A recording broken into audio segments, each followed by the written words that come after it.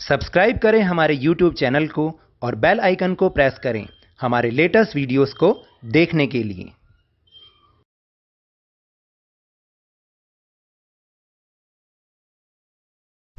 Hello and welcome to Lavneesh sir की class.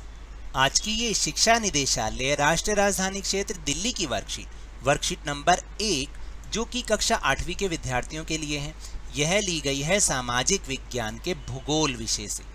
और इसमें आज हम समझेंगे टॉपिक पर्यावरण को। पर्यावरण यानी कि जो चीज़ें हमारे आसपास हैं, हमारे चारों तरफ हैं, उनके बारे में आज हम समझेंगे। तो चलिए बिना समय गंवाए शुरुआत करते हैं मेरे साथ और समझने की कोशिश करते हैं कि आखिर पर्यावरण के घटक कौन से हैं, यानी कि पर्यावरण किन किन चीज़ों को मिलकर बनता है और कितनी प्रकार का होता है। तो देखिए, पर्यावरण 3 प्रकार का होता है: प्राकृतिक पर्यावरण, मानव पर्यावरण और मानव निर्मित पर्यावरण। प्राकृतिक पर्यावरण किन किन चीज़ों से मिलकर बनता है? स्थल मंडल जिस पर हम रहते हैं, वायुमंडल जिसमें हम सांस लेते हैं, जल मंडल जो हमारे भूमि के चारों तरफ भी हैं और वो जल हमारे पीने के काम भी आता है, और जैव मंडल जिसमें सजीव होते हैं, सजीव जिसमें पेड़ पौधे भी हैं, जीव जंतु भी हैं और मानव भी हैं। इन सबको मिला के जैव मंडल बनता है। तो पर्यावरण, प्राकृतिक पर्यावरण के घटक ये हुए। फिर इसके बाद है मानव पर्यावरण, यानी जो मानवों से बनता है, जिसमें व्यक्ति आता है, परिवार भी होता है, समुदाय यानी हमारी कम्युनिटी, फिर धर्म के लोग सारे, और शैक्षिक यानी कि हमारे स्कूल आदि। ये सारे की किसके उदाहरण हैं? ये हैं मानव पर्यावरण की। और मानव पर्यावरण के आर्थिक भी हैं और राजनीतिक भी हैं। ये सारा का सारा जिसमें मानव ही मानव होते हैं वो मानव पर्यावरण कहलाता है। और मानव निर्मित पर्यावरण भी होता है। मानव निर्मित मतलब जिसे इंसानों ने बनाया है, जिन चीज़ों को, तो वो भी तो हमारे चारों तरफ होती हैं या नहीं होती? जैसे इमारतें, इमारतों में हॉस्पिटल, स्कूल, ऑफिसेस, ठीक है, पार्क होते हैं हमारे चारों तरफ, इनसे मिलकर भी पर्यावरण बनता है। पुल, सड़कें, उद्योग यानी कि फैक्ट्रियां, और स्मारक जो पुराने ऐतिहासिक स्मारक हैं जैसे लाल किला, ताजमहल, ये सब, इन सब को मिला के पर्यावरण बनता है।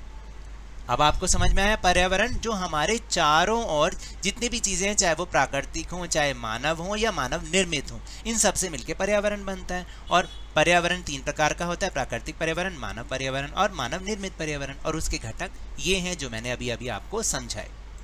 फिर इसके बाद है प्रश्न। अपने घर तथा आसपास से प्राकृतिक पर्यावरण, मानव पर्यावरण तथा मानव निर्मित पर्यावरण के 3-3 उदाहरण दीजिए। तो देखिए, प्राकृतिक पर्यावरण कौन कौन सा होगा? हमारे चारों ओर कौन कौन सा प्राकृतिक पर्यावरण है? जैसे कि मिट्टी, क्योंकि वो प्रकृति की देन है, चारों तो ओर होती है। वृक्ष यानी कि पेड़ पौधे। और बताइए, नदी। ये सारे क्या हैं हमारे आसपास? जैसे हमारे आसपास यमुना नदी है, हमारी दिल्ली में यमुना नदी है ना, तो ये हो गए प्राकृतिक पर्यावरण के उदाहरण। फिर मानव पर्यावरण। मानव पर्यावरण के क्या क्या उदाहरण होंगे? व्यक्ति, जैसे कि आप खुद हो गए व्यक्ति। परिवार, आपके चारों ओर आपका परिवार होता है तो ये मानव पर्यावरण है। और समुदाय, जो आपका पूरा मोहल्ला है, तो ये 3 उदाहरण हो गए मानव पर्यावरण के।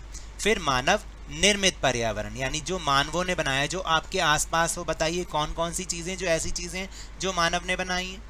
भाई बहुत सारी चीज़ें हैं। पार्क भी है या नहीं है? सड़क भी है या नहीं? बताइए। और आपका स्कूल या विद्यालय भी लिख सकते हैं। तो इस तरीके से आप कुछ और भी लिख सकते हैं। ये तो मेरी सजेशन है। आप यहाँ पर जो आपके मन में, जो आपके आसपास आप देखते हैं उदाहरण, वो भी लिख सकते हैं। तो इसके बाद अब हम बात करते हैं प्राकृतिक पर्यावरण की। मैंने आपको उसके 4 घटक बताए थे, जिसमें पहला था स्थल मंडल। आखिर स्थल मंडल क्या होता है? जिस पर कि हम रहते हैं, वह क्षेत्र जो हमें वन, कृषि एवं मानव बस्तियों के लिए भूमि, पशुओं को चरने के लिए घास स्थल प्रदान करता है। ये खनिज संपदा का भी एक स्रोत है। यानी स्थल मंडल वो होता है जहाँ पर हम रहते हैं, जिससे हमें वन, खेती बाड़ी करने के लिए ज़मीन मिलती है, अपना घर बसाने के लिए ज़मीन मिलती है, और पशुओं को घास चरने के लिए घास स्थल भी मिलता है। और साथ साथ यहाँ पर खनिज भी बहुत सारे मिलते हैं। आपको पता है ना, ज़मीन में से लोहा, बॉक्साइट, तांबा और ये सब चीज़ें मिलती हैं। तो ये क्या है, खनिज संपदा का भी जो हमें घास इससे स्थल मंडल से मिलता है। फिर इसके बाद है जल मंडल। जल के क्षेत्र को जल मंडल कहते हैं। यह जल के विभिन्न स्रोतों जैसे नदी, झील, समुद्र, महासागर आदि जैसे विभिन्न जलाशयों से मिलकर बनता है। यानी जितने भी हमारे आसपास नदियां हैं, झीलें हैं, समुद्र हैं, महासागर हैं, इन सब को मिला के जलमंडल बनता है। और ये सभी प्राणियों के लिए आवश्यक है, क्योंकि अगर हम पानी नहीं पिएंगे तो हम जिंदा रहेंगे नहीं, हम मर जाएंगे। इसके बाद है वायुमंडल। पृथ्वी के चारों ओर फैली वायु की पतली परत को वायुमंडल कहते हैं। यानी हमारे वायुमंडल, जो हमारे पृथ्वी है, उसके चारों तरफ एक पतली परत फैली हुई है वायु की, जिसको हम वायुमंडल कहते हैं। पृथ्वी का गुरुत्वाकर्षण बल अपने चारों ओर के वायुमंडल को थामे रखता है। ये हमारी पृथ्वी का गुरुत्वाकर्षण बल ही है, जो ये हवा हमारी पृथ्वी के चारों ओर चिपकी हुई है, बंधी हुई है। सूर्य की झुलसाने वाली गर्मी एवं हानिकारक किरणों से ये हमारी रक्षा करता है। अगर आप देखिए, हवा नहीं चले तो आप जब दिन के समय बाहर निकलते हैं तो आपको बहुत तेज गर्मी महसूस होती है ना। तो यही है कि जब हवा होती है तो यही गर्मी हमें कम महसूस होती है, और जो हानिकारक किरणें हैं सूर्य की, अल्ट्रावायलेट रेस, उससे भी ये हमारी रक्षा करता है। फिर उसके बाद है चौथा नंबर, जिसको हम कहते हैं जैव मंडल। नाम से पता चलता है जैव, जिसमें जीवन हो। पादप यानी पेड़ पौधे एवं जीव जंतु मिलकर जैव मंडल या सजीव संसार का निर्माण करते हैं। यानी वो सब चीज़ें जिनमें प्राण होते हैं, जान होती है, तो उनको मिला के जीव या जैव मंडल बनता है। यह पृथ्वी का वह संकीर्ण क्षेत्र है जहाँ स्थल, जल एवं वायु मिलकर जीवन को संभव बनाते हैं। यानी पृथ्वी का वह क्षेत्र जहाँ पर ज़मीन भी है, पानी भी है और वायु है, इन सब को मिलाकर जब जीवन संभव हो पाता है और उसमें पेड़ पौधे और जीव जंतु होते हैं, इनको मिलाकर फिर जैव मंडल बनता है। अब आपको समझ में आया। अब बहुत ही आसान एक और प्रश्न, निम्नलिखित के सही जोड़े बनाओ। अभी मैंने आपको समझाया है, अब आप पहले मुझे बताएंगे। सबसे पहले जैव मंडल। जैव मंडल को मैं किसके साथ मिलाऊं? पृथ्वी को घेरने वाली चादर? नहीं। जलीय क्षेत्र? नहीं। वह संकीर्ण क्षेत्र जहां स्थल, जल एवं वायु पारस्परिक क्रिया करते हैं? बताइए। यस, इसके साथ मिला दो। फिर है वायुमंडल।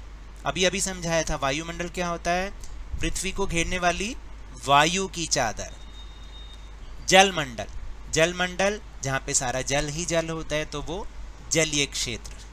और पर्यावरण क्या होगा बताइए? पर्यावरण सबसे पहले समझाया था, हमारे आसपास का क्षेत्र या जो भी हमारी चीज़ें आसपास होती हैं, हमारे चारों ओर होती हैं, उनको हम पर्यावरण कहते हैं। तो ये तो थी आज की वर्कशीट। अगर मेरे इस तरह समझाने से आपको थोड़ा सा भी समझ में आया हो तो इस चैनल को ज़्यादा से ज़्यादा सब्सक्राइब कीजिए, लाइक कीजिए और बहुत ज़्यादा शेयर कीजिए, और जल्दी से जल्दी से 50K तक पहुँचा दीजिए। और मेरे साथ इसी तरह आसानी से वर्कशीट को समझते रहिए। लेकिन ध्यान रखिए, जब भी आप बाहर जाएं अपना मास्क अवश्य लगाएं, अपने हाथों को पानी और साबुन से धोते रहें, क्योंकि कोरोना बहुत ज़्यादा फैल रहा है। और अपनी बारी आने पर इसका टीकाकरण ज़रूर करवाएं, क्योंकि कोरोना को हराना है और ज़िंदगी को एक बार फिर से सुहाना बनाना है। इसी उम्मीद के साथ बहुत बहुत धन्यवाद।